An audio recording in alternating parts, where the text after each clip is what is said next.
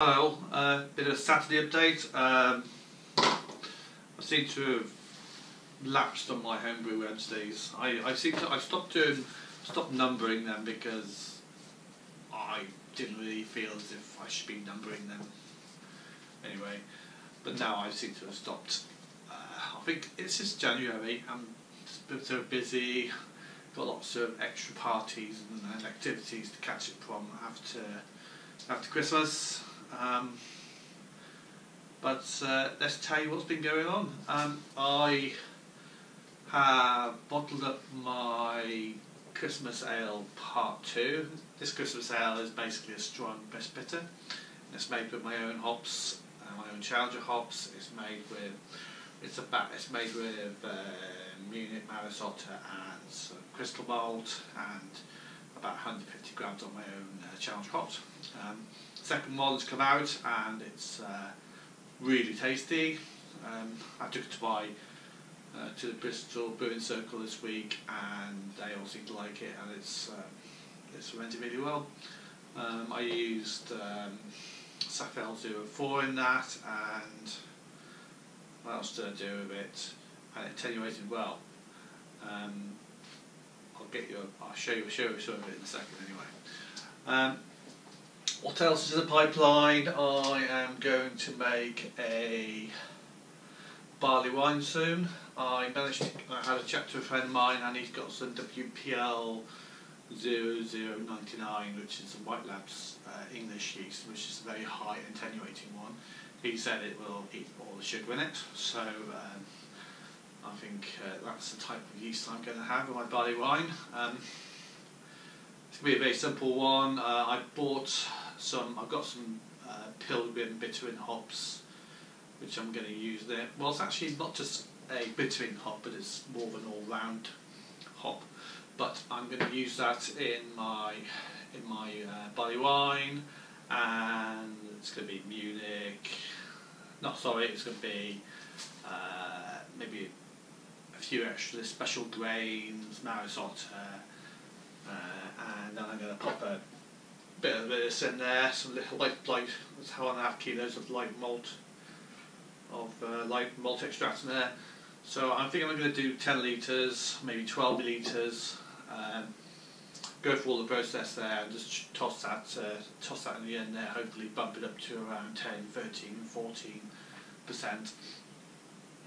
Shove the new yeast that I've got, which I'm going to do a starter with, and I'm going to shove loads of yeast nutrient into it, air it well. I may even actually give it a good stir the day later as well, so plenty of oxygen there so the yeast can really get into it and heat it all up.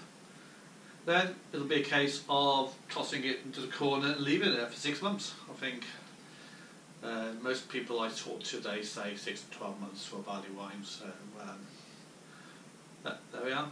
The reason I'm making a barley wine is because my mother used to always have this dark label, whatever, cider, barley wine when she was young, and I gave her a keg of my Christmas beer at Christmas, and she said to me, "Can I have a barley wine?" So it's not nothing I would actually openly go out to drink, but I suppose you've got to keep your parents happy and do little things. I think they live long miles away, but so I'll be doing that. So that's in the pipeline. There's a little competition on in Bristol, which is I want an IPA, a rye IPA, or a oatmeal stout. I've got more or less free entry. I've got a stamp to get into it, so I was going to make either a rye IPA or a what's the other one again? American Pale Ale. I bought some hops. I think I bought some Columbus hops to chuck it to either of those anyway, and I've got a selection of American hops knocking around. And I've got some Safel 05 yeast and all my grains and stuff all upstairs. So I'll be conjuring up a little recipe soon.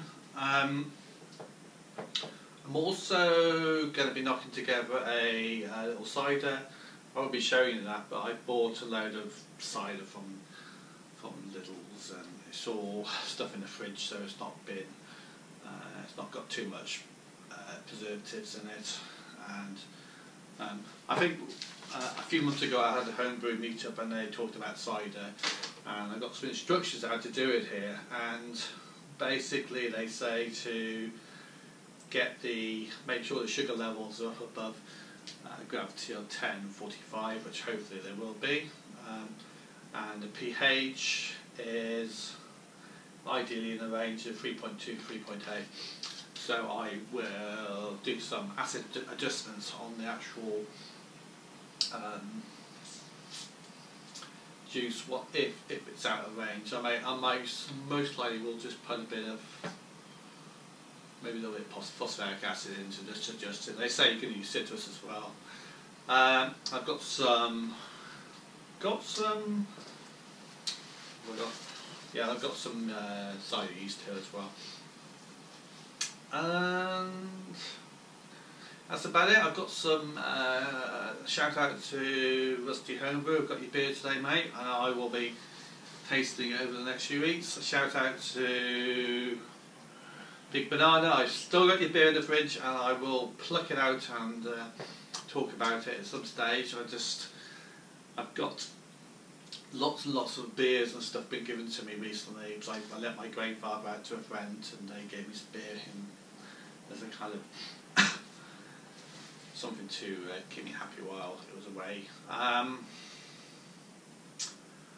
And that's about it. I'm going to sign off now. I'm going to make the cider. I think there's some, it's going to be cider with maybe a bit of mango in it. But I wanted to do a kind of fruity type of cider as opposed to a generic turbo cider. So it's going to be a fruity turbo cider. What will I use? I can't think of anything else. You all have a good week, and I'll catch up with you all soon. Oh, I may actually have a brew day in the next day or two as well. But there we are. Okay, like, subscribe, leave a comment, and anything else you feel like doing. Okay, look after yourself. Bye.